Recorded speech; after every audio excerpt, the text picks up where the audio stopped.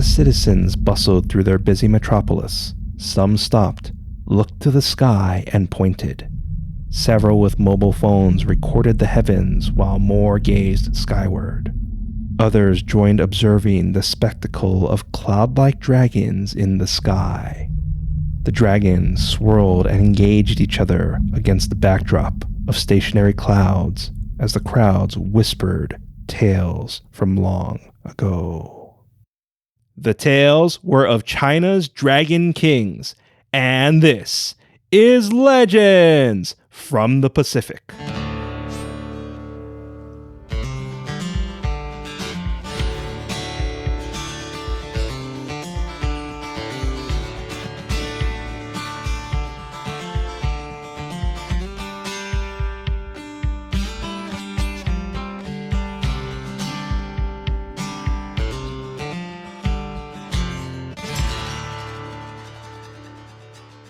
Aloha, and thank you for joining us. This is Legends from the Pacific, episode 70, China's Dragon Kings. I am Kamuela Kaneshiro, a native Hawaiian professional writer, speaker, and Comic-Con panelist with extensive film and television experience. I study mythology, I've encountered unusual things, and I'm a geek.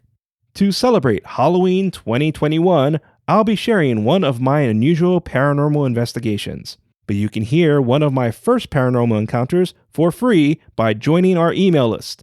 Links can be found in our show notes, so sign up today. Later in this episode, your featured song and Hawaiian word, but first, dragons. It is believed dragons have long ruled the earth. Their natural form was described as having a horse's head with a hair-like beard. They have horns, wings, claws, and a snake's tail. Please note, I said their natural form because Chinese dragons are shapeshifters.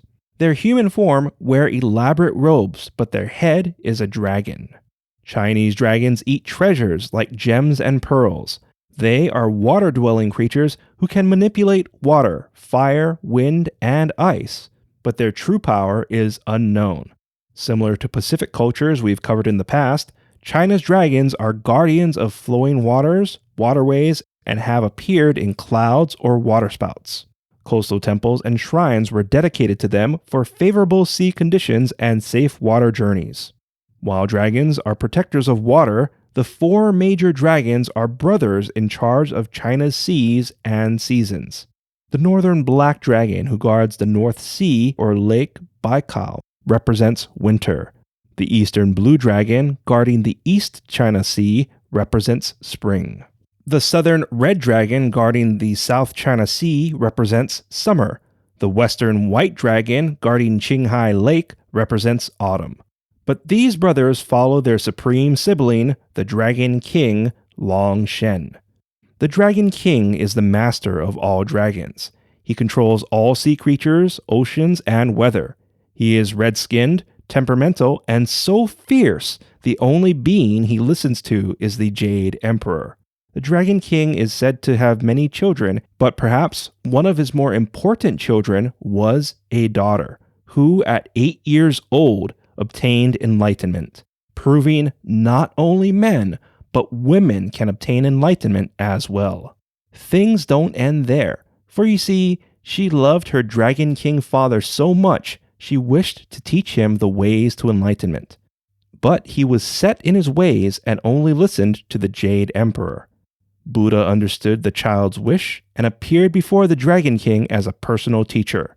The Dragon King learned Buddha's ways, ruled accordingly, and was granted godhood.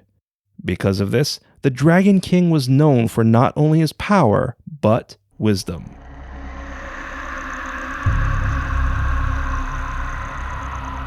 The following is a Legends from the Pacific original story and is based on cultural records.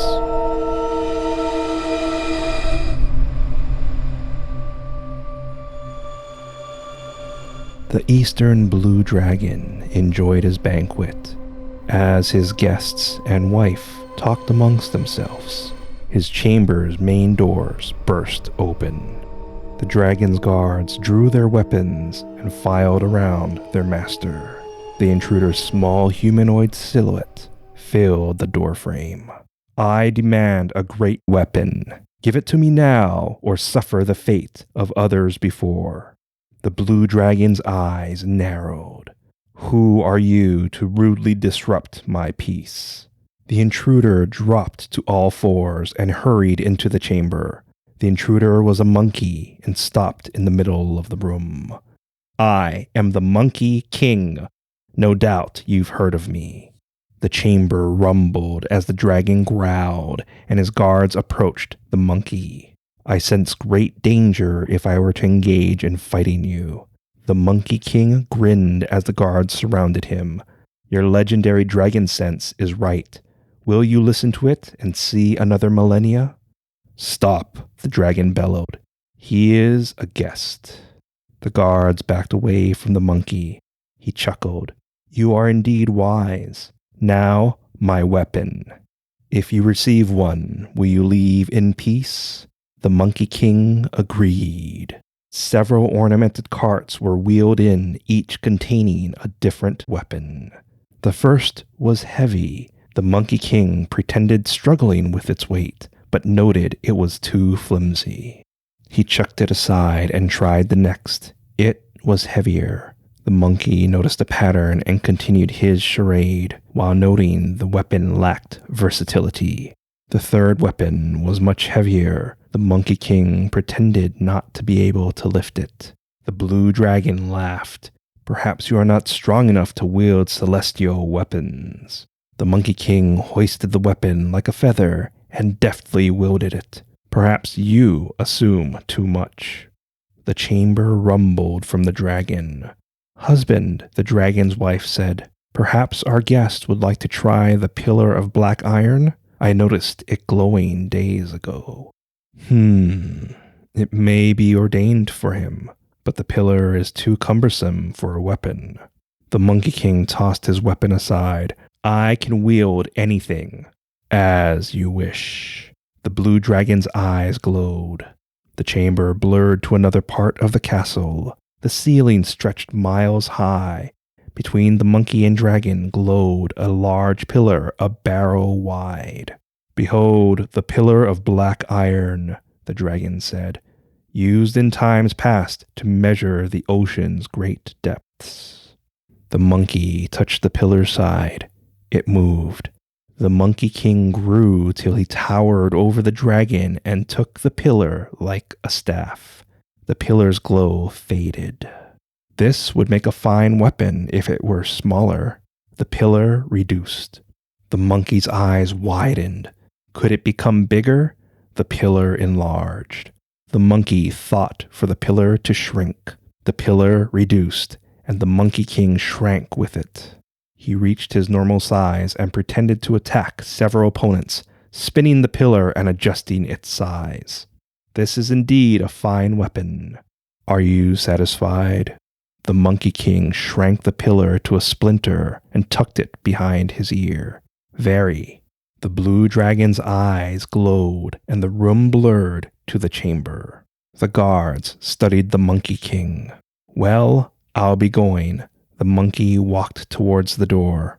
"Now I'll be visiting your brothers because our agreement didn't include them." The chamber rumbled. "Wait!" The Monkey King stopped. "Why? Our agreement has been fulfilled." The blue dragon's tail flicked as he listened to his senses. "If my 3 brothers each give you a treasure, will you leave our family and our realms in peace and not harm our subjects?" The Monkey King scratched his chin. "I agree if there is no retribution and you allow me to return to my realm in peace after our agreement." "Very well," the blue dragon thundered with glowing eyes. Roars shook the chamber as a black, red, and white dragon swarmed from the high ceiling. The Monkey King screeched. His hair spiked as he willed the pillar into a staff and readied himself. The blue dragon's subjects bowed as the 3 dragons hissed at the monkey and took their brother's side. "What is the meaning of this, brother?" the dragons demanded telepathically. "It's the Monkey King. Why is he holding the pillar of black iron?" Their voices thundered in the blue dragon. "Enough! You know of the Monkey King. We made an agreement that he'd leave our domain if the 4 of us give him a heavenly treasure. Have you lost your mind? We can easily defeat him, the red dragon thought, then roared at the monkey. The monkey stood his ground. Brother! The blue dragon's voice filled the red dragon's mind. Calm yourself and consult your senses. The monkey's hair flattened. Are we going to fight? Or are you just going to look at me and roar? Come on, say something. Patience, the blue dragon said. The dragon brothers calmed. The blue dragon nodded. My 3 brothers agree with our terms. The Monkey King crept towards the glowing-eyed dragons as they conjured their troves. He accepted the north black dragon's cloud-stepping boots, the west white dragon's gold chainmail, and the south red dragon's mystical phoenix-feathered cap. The monkey admired his equipment. Are you satisfied? The blue dragon said. Yes, the monkey laughed. Now I'll go to the Dragon King and see what he can give me. The blue dragon's teeth gleamed. He is our brother and against our agreement. The dragons laughed. The chamber blurred into a shoreline that stretched out before the monkey. He snarled, kicked rocks, and headed home.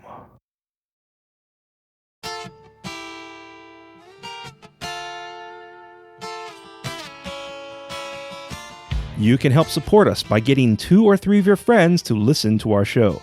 This simple request goes a long way in helping us grow our show. Today, coastal dragon temples and shrines still exist. Dragons are considered good luck and are represented in festivals to scare away demons and misfortune. Dragon boat races are connected to the Dragon King, however, there's many conflicting theories on how this began. The Dragon King is seen in various media, including the Mortal Kombat video game series, as the playable character Onaga. And of course, the Dragon King appeared many times throughout the Dragon Ball series as Shenlong. Once again, I prefer the original Japanese version. As for the Monkey King, that's a story for another time. I've seen a number of awe-inspiring natural phenomena. One was a low-altitude storm. There wasn't any rain, but a lot of wind, thunder, and lightning. My friend and I agreed. All we were missing was summoning Shenlong. Then he pointed out, we really shouldn't be this close to such an active storm. And we left. But still, it was an amazing experience. If you feel our show deserves 5 stars, please give us that rating, write a review, and share Legends from the Pacific with your friends and family. I'd really appreciate it. Our theme song is Mystery by Tavana, courtesy of High Sessions. Sound effects are by Sound Effects Factory. Our music coordinator is Matt Duffy, aka DJ Triple Bypass. Links and show notes can be found on our website, legendsfromthepacific.com, including a link to your featured song, which is Park by Adrian Jananak, courtesy of High Sessions. Legends from the Pacific was written, produced, and edited by me, Kamuela Kaneshiro. I also wrote our original stories. Your featured Hawaiian word is moe uhane. Moe uhane means dream. An example of moe uhane is Dorothy from The Wizard of Oz believed her adventure was a moe uhane. Once again, moe uhane is Hawaiian for dream. Dream is also the main character in Neil Gaiman's Sandman comics. I just had to get another geek reference into this episode. Thank you once again for listening. Mahalo and a hui ho!